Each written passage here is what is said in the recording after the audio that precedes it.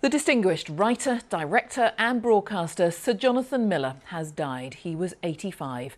He first found fame as a member of the Beyond the Fringe comedy revue. A man of many parts, he was also a photographer, a sculptor and a qualified doctor. Sarah Campbell looks back at his long career.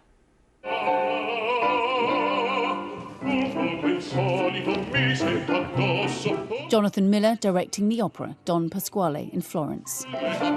When you give him the soup, you can do it like that, and go, hello. He was one of the world's great opera directors, an accomplished theatre director, a television presenter, a humourist, an artist and sculptor, an all-round intellectual and a lapsed medic.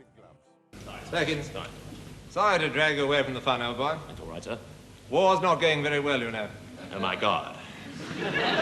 His life changed in 1960 when the trainee doctor was invited to join the cast of Beyond the Fringe. The groundbreaking satirical revue also starred Alan Bennett, Peter Cook and Dudley Moore.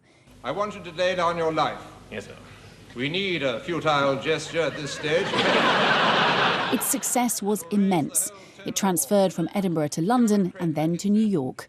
Miller's medical career never recovered. Don't come back. Right. Goodbye, Perkins.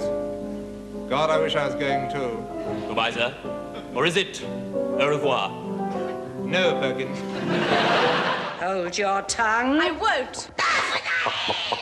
He moved into television, making films like this 60s acid trip version of Alice in Wonderland.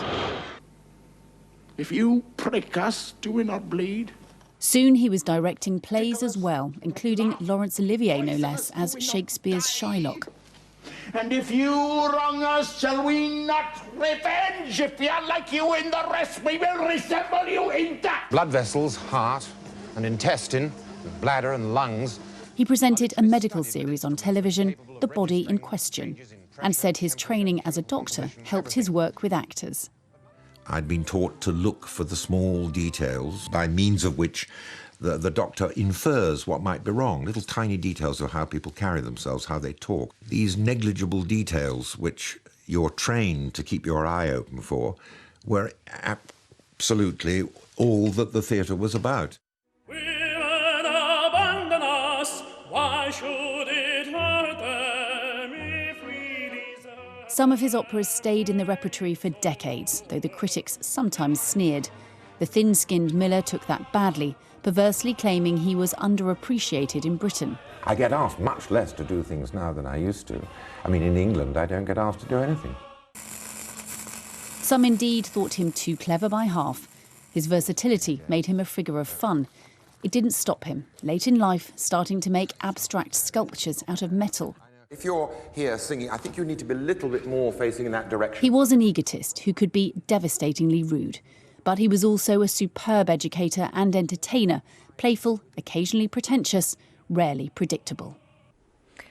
Jonathan Miller, who's died at the age of 85.